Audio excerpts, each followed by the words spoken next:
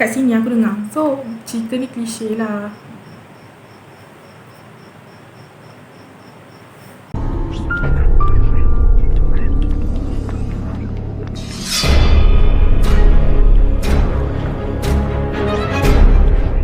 Hai semua, don't forget to subscribe my channel and jangan lupa untuk tekan button bell yang ada dekat tepi tu ya.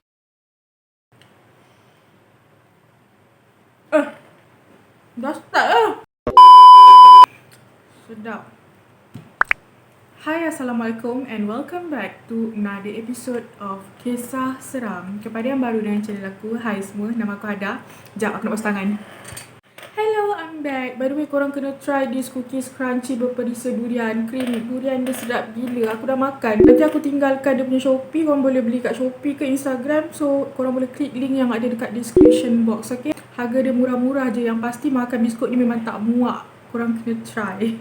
So macam biasa, hari ni aku nak berkongsikan pengalaman-pengalaman seram ataupun kisah-kisah seram berdasarkan kisah benar. So hari ni aku ada beberapa cerita yang aku akan ceritakan secara santai dan random je. So korang kena layan sebab ini adalah pengalaman seram daripada aku dan juga kisah kawan aku. Tapi sebelum kita start kita punya video, aku nak bagi tahu dulu, siap sedia dengan jantung korang walau apa pun yang jadi. Kalau korang jenis yang tak cepat terkejut, okey, tak apa, layan. Tapi kalau korang jenis yang cepat terkejut, aku tak sarankan untuk korang tengok sambil makan. So, tanpa kita berlengah lagi masa, jom kita start kita punya mood seram.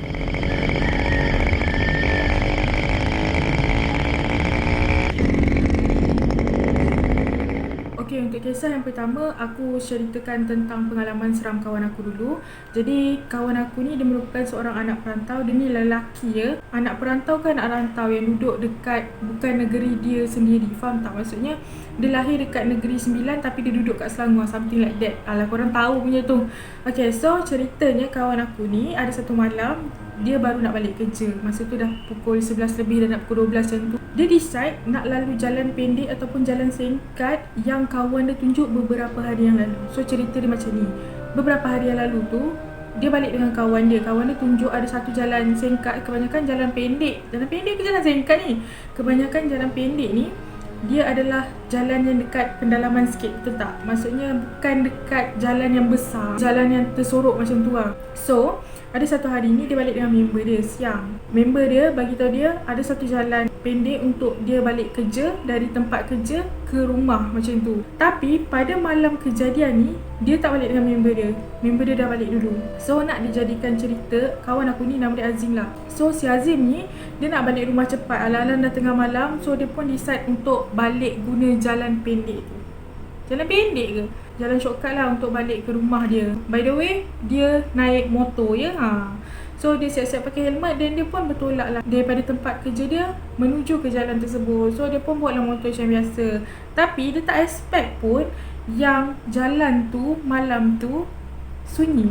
Kenderaan yang ada malam tu pun kau boleh kira berapa. Macam satu jalan, lepas tu tak lama lepas tu baru satu jalan, lepas tu belakang dia macam tu. Ada kenderaan tapi tak banyak. Suasana jalan malam tu agak sunyi sangat-sangat. So dalam perjalanan si Azim ni untuk menuju ke rumah dia, dah dekat pertengahan jalan tu, tiba-tiba dia rasa bulu roma dia semua meremang tau, especially kat bahagian leher. Tapi nak tak nak dia pun kenalah teruskan perjalanan dia sebab dia dah ada dekat pertengahan jalan. Kalau dia patah balik lagi lah jauh. Kalau dia teruskan mungkin dia akan sampai rumah dia masa tu. So dia pun malah nak fikir apa, dia teruskan perjalanan dia. And then ada satu jalan ni yang dia lalu, tiba-tiba dia bau macam like busuk tau. Busuk. Dia tak tahu bau apa, tapi time tu dia fikir mungkin dia lalu tempat sampah ke atau ada binatang mati lah, something like that lah. Lepas tu dia pun jalan lah macam biasa. And then tiba-tiba motor dia jadi berat tau. Masa tu dia dah fikir yang ada something tumpang dia. So dia pun macam beranikan diri untuk pandang belakang sikit, tapi dia tak nampak apa-apa. Dia tak nampak apa-apa. So dia pun teruskan perjalanan, but still dia rasa motor dia berat gila. And bau tu masih ada. And then tak lama lepas tu ada kereta Myvi tau lalu belakang dia. Tiba-tiba dia bagi lampu yang besar tu. Kau tahu kan lampu besar? Aku tak tahu apa nama dia. Dia bagi lampu besar. Masa tu dia tengok kat side mirror dia silau tau. Tak tahulah kenapa dengan kereta tu. Lepas tu si Azim ni macam pelik lah kenapa kereta tu bagi lampu macam tu. Macam tertanya apa signal yang kereta tu tuju untuk dia. Sebab dia tengok kat side mirror silau lah sebab kereta tu buka lampu besar. Tak lama lepas tu kan, kereta Myvi tu pun potong dia. Dan dia tengok balik kat side mirror belakang. Kau tahu tak dia nampak apa? dia nampak ada kain putih like berkibar-kibar. Lepas tu time tu dia dah start menggigil tangan dia. Dia pandang belakang memang tak nampak, tapi dekat side mirror tu dia nampak like kain putih yang tengah berkibar, betul kan?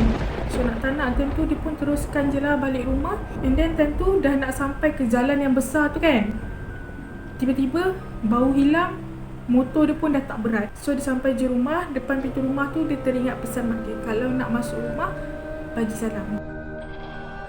Berdasarkan kisah yang dia ceritakan ni, aku pernah terdengar orang cakap kalau bau wangi maksudnya dia jauh, kalau bau busuk maksudnya dia dekat. Korang rasa benda tu betul ke tak? And pasal tumpang menumpang ni, aku rasa benda ni kita dah biasa dengar kot.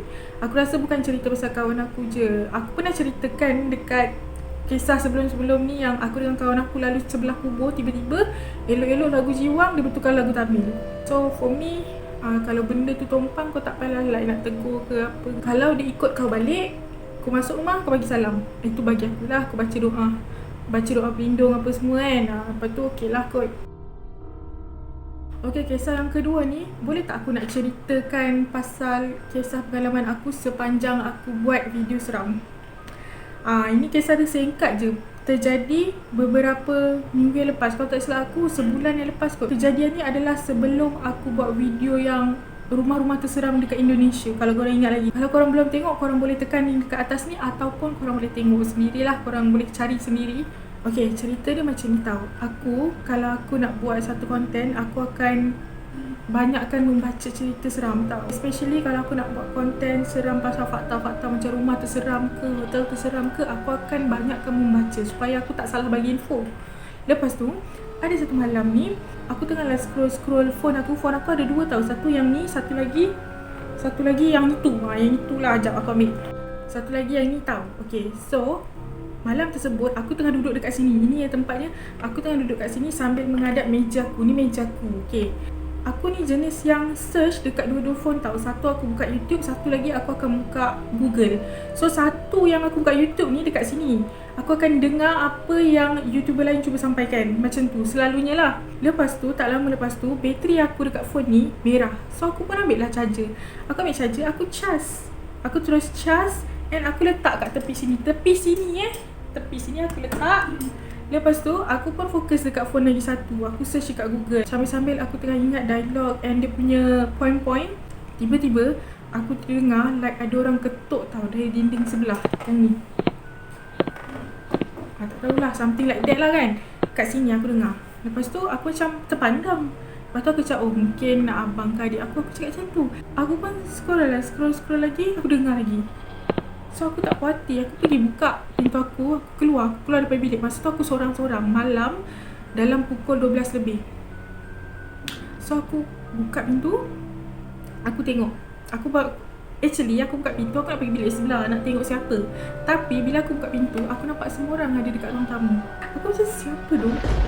Faham tak? And then aku pun macam malas lah nak fikir, alas setakat ketuk-ketuk kan. So aku pun tutup pintu, kunci pintu, aku duduk balik dekat sini. Then aku menghadap lagi ke meja aku scroll. But this phone, at that time, phone ni tengah cas tau dekat sebelah aku. Betul-betul sebelah aku. So, time aku tengah scroll, tengah baca-baca kan, tiba-tiba phone ni terbuka. Dia terbuka. Kalau charger tu longgar ataupun rosak, dia akan terbuka macam ni tau. Macam ni. Tapi at that time, phone tu terbuka, terus buka YouTube, kau tahu tak? Dia like dia macam apa yang aku nak cakap, apa video terakhir yang aku mainkan tu dia buka macam tu. Sound dia aku dengar. Lepas tu bila aku yang tengah fokus, phone ada kat sebelah masa tu, aku fokus, aku terus pandang dia mati. And dia mati like macam ni tau. Dia automatic mati macam tu. Tapi sound dia aku dengar weh. Aku terus macam terdiam tau. And then aku jenis yang kalau aku dengar macam tu kan, aku macam tak tahulah sama ada nak percaya ke tak. Macam tu lah. Okay, cerita yang ketiga ni bagi aku klise lah untuk aku. Sebab kebanyakan daripada kawan-kawan aku, dia akan nampak aku dekat tempat lain padahal aku dekat sini. Faham tak? Aku tak tahu kenapa. Tapi aku selalu dengar kawan aku akan cakap, kau bukan tadi kat sana ke? Sekejap bila kau kat sini? Aku akan selalu dengar like that tau. So cerita ni daripada kawan satu office dengan aku tau. Masa ni dah nak dekat pukul 1. So aku duduk kat bahagian belakang, dia duduk kat bahagian depan. Dia duduk dekat dengan kaunter, aku kat belakang.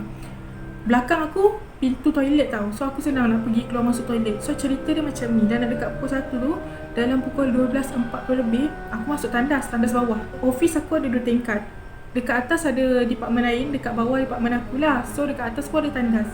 So masa tu dah pukul 12.40 lebih, aku nak pergi tandas. Aku pergi tandas bawah sebab tandas bawah kosong. So aku pergi tandas. Dia macam ni tau, tandas dia ada pintu. Lepas tu dia macam pintu store lah. Lepas tu pintu tandas dekat dalam pintu tu, faham tak? Macam tu. So dia ada 2 pintu. So aku masuk tandas, aku kunci pintu tandas tu. And aku terdengar macam ada orang buka pintu store, pintu depan tu, pintu depan tandas tu. So masa tu aku fikir ada orang nak masuk. So aku pun cepat-cepat siap-siap. Dan dah siap semua tu, aku pun pergilah dekat tempat kerja aku tu. Aku buat kerja macam biasa. And aku perasan kawan aku, Ika ni yang aku cakap dia duduk dekat depan kaunter tu, dia tak ada kat tempat dia. So masa tu dalam kepala otak aku fikir Ika lah yang buka pintu tadi. Dan aku pun buat kerja macam biasa. Tak lama lepas tu dah pukul 1 lah. But Ika still dekat tandas atas. Aku pun siap-siap lah kemas-kemas nak pergi makan. So kebiasaannya tempat aku dengan Ika rehat adalah dekat tingkat atas. So aku pun kemas-kemas, aku decide untuk naik tangga. Tangga dekat belakang aku juga. Aku kemas-kemas barang, aku pun pergilah ke belakang. Masa aku nak pergi belakang tu, belum lagi naik tangga, aku terserempak dengan Ika. Ika macam, kau bukan kat atas ke tadi? Aku macam, aku dekat tandas bawah lah tadi, aku cakap macam tu. Ika macam, oh ya ke? Dia macam buat tak tahu je lah. So dia pun pergilah tempat dia ambil barang and dia patah balik ke aku. So aku naik tangga dengan Ika. So dalam perjalanan naik tangga tu, Ika cerita tau dekat aku jadi. Dia cakap, tadi aku nak masuk tandas kat bawah tapi ada orang. Akulah orang tu. Lepas tu, dia pun pergilah naik atas untuk pergi tandas atas. Dan habis je dia buang air apa semua tu, dia keluar je tandas. Dia nampak dekat depan tandas tu adalah bilik kecil yang tempat kita orang selalu rehat tau. Tapi bilik tu dia ada kaca. So kita orang boleh nampak dari luar ke dalam, dari dalam keluar. Something like that lah. Dia cakap masa dia keluar tandas, dia nampak aku dekat dalam bilik tu, macam tengah bersiap-siap nak rehat. Tu yang dia kelang kabut ke bawah. And then bila dia turun bawah, dia nampak aku. Faham tak? So aku cakap kat dia, mungkin Abang Mirul kot. So Abang Mirul ni adalah abang yang duduk dekat tingkat atas. Macam tu. So aku cakap lah kat dia, mungkin tu Abang Mirul kot nak solat ke apa lah. Mungkin lah aku cakap macam tu. Lepas tu kita orang pun macam, yelah kot. Then masuk dalam bilik rehat tu, kita orang tutup pintu. Kawan aku yang si Ika ni dia tidur. Aku pun makan lah. Lepas tu tak lama lepas tu, kawan aku lagi seorang, si Syafiqah ni, dia masuk tau. Dia masuk, dia duduk. Oh, dia bebel-bebel, dia cakap macam ni, ni selipar Abang Mirul boleh tak letak luar? Nanti Abang Mirul nak ambil. Lepas tu aku cakap lah, boleh, tapi Abang Mirul datang tak? Yang pelik kan, tiba-tiba aku terdetik like, tapi Abang Mirul datang tak? Padahal tadi aku baru sebut mungkin dalam bilik tu Abang Mirul. Faham tak? Aku macam tiba-tiba terdetik sebab seharian aku tak nampak Abang Mirul tahu time tu.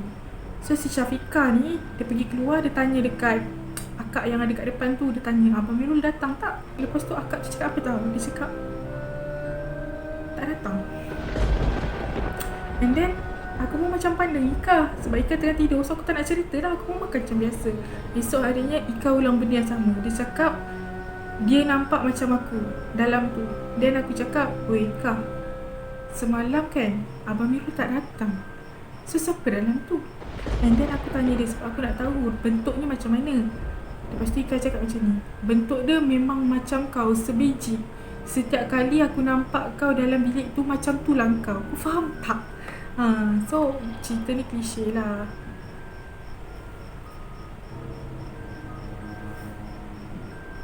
Serius lah, sejak bila bilik aku ada bunyi macam keren weh? Okay, jadi tu je lah cerita seram untuk hari ini. Ceritanya aku nak buat singkat je sebab aku sebenarnya tak sempat nak buat video. Aku agak letih sakit kepala sikit. Itu pun nak mengadu kan.